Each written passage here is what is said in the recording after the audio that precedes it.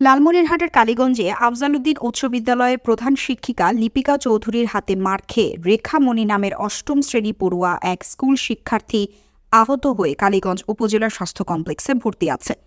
জানা গেছে, আজ 23 সেপ্টেম্বর সোমবার আফজাল উদ্দিন উচ্চ বিদ্যালয়ে প্রধান শিক্ষিকার বিরুদ্ধে অনিয়ম দুর্নীতির তদন্ত করতে আসেন তদন্ত কমিটি। এ সময় স্কুলের শিক্ষার্থীরা প্রধান শিক্ষিকার পদত্যাগ দাবি করেন। জানা যায়, এক পর্যায়ে লিপিকা চৌধুরী পদত্যাগ করে স্কুলের শিক্ষার্থীদের রেজিস্ট্রেশনের ফাইল নিয়ে চলে যেতে চাইলে রেখামণি তা দেখে ফেলেন এবং সে বাধা প্রদান করে। বাধা প্রদান করায় প্রধান শিক্ষিকা লিপিকা চৌধুরী অষ্টম শ্রেণী পড়ুয়া শিক্ষার্থী রেখামণিকে মারধর করে আহত করেন। বর্তমানে রেখামণি কালীগঞ্জ উপজেলা স্বাস্থ্য কমপ্লেক্সে ভর্তি আছে। এই ঘটনায় আহত রেখামণি বলেন, আমি যে তার বিরুদ্ধে কথা বলছি তার জন্য আমি ওনার কিছু কাগজ যে আছে, দরকারি যে কাগজ উনি যে করছেন ওটা দিয়ে আমরা প্রমাণ করতে পারবো যে উনি ওটা করছিলেন আদেও। এই কাগজটা আমি হাতে নিছি, হাতে নেওয়ার পর আমি দুই হাত দিয়ে জড়ায় ধরে আছি।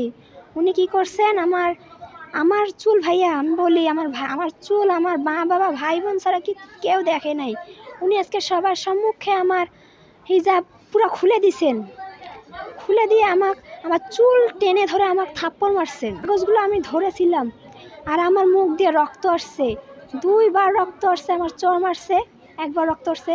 আর আমি যখন কথা বলছিলাম ওনার বিরুদ্ধে যে কথাগুলো বলছিলাম, তখন পদত্যাগের বিষয়ে যে কথাগুলো বলছিলাম, তখন উনি আমাকে বলে যে তুমি আমাকে আসি মারো। আমি বলবো, ম্যাডাম আমি কেন আপনাকে মারবো? আপনি আমার মা সমতুল্য, আপনাকে আমি মারবো না। উনি যদি আমার মা সমতুল্য হয়, উনি আমাকে কেমনে আমার পর্দা, আমার মাথার কাপড় কেমনে ফেলাই দিল?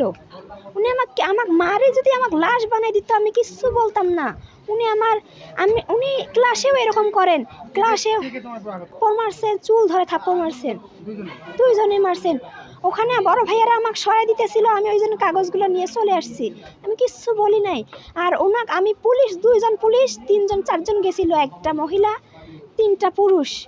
আমি ঠিক নামটা দেখি নাই। আমি বলছি যে আঙ্কেল আপনি ন্যায়ের পথের প্রতীক, আপনি থাকবেন আমার সাথে? কয় হ্যাঁ থাকবো। আমি এই জন্য আমি ভিতরে যাইতে দিলাম। উনি পুলিশের হাত ধরছে, আঙ্কেল আমি কি বললাম যে ওনাকে এখান থেকে নিয়ে যাইতে দিব না আমি? তো আপনি কেন? প্রধান শিক্ষিকাকে, লিপিকা চৌধুরীকে সেফটি নিয়ে গেছে। কেন? আমি ওনাকে বললাম যে আমি কিচ্ছু বলবো না। তো উনি কেন আমার হিজাবটা খুললো? আমি এইটাই খালি জিজ্ঞাসা করবো, আর কিচ্ছু করবো না। অন্যান্যরা বলেন, সেটা করা যাবে না। বহুত সেই ধরনের ছাত্রছাত্রী সবাই এক পক্ষে হয়েছে।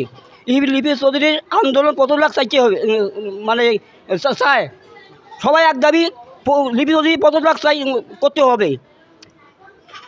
এই স্কুলে কোনো নিয়ম কানুন বলতে নেই। তারপর এই বেতন, পরীক্ষার ফি সব কিছু বেশি ধরে। তার প্রধান শিক্ষিকা লিপি চৌধুরী। আজকে লিপিকা চৌধুরী মারছে, আর এর হিজাব খুলছে, চুল ধরে দিছে, 2টা চর দিছে। এই ঘটনায় দোষীদের বিরুদ্ধে কালীগঞ্জ থানায় একটি মামলা দায়েরের প্রস্তুতি চলছে বলে জানান রেখামণির পরিবার। তৌফিক জামান, দৈনিক মুক্তি, লালমনিরহাট।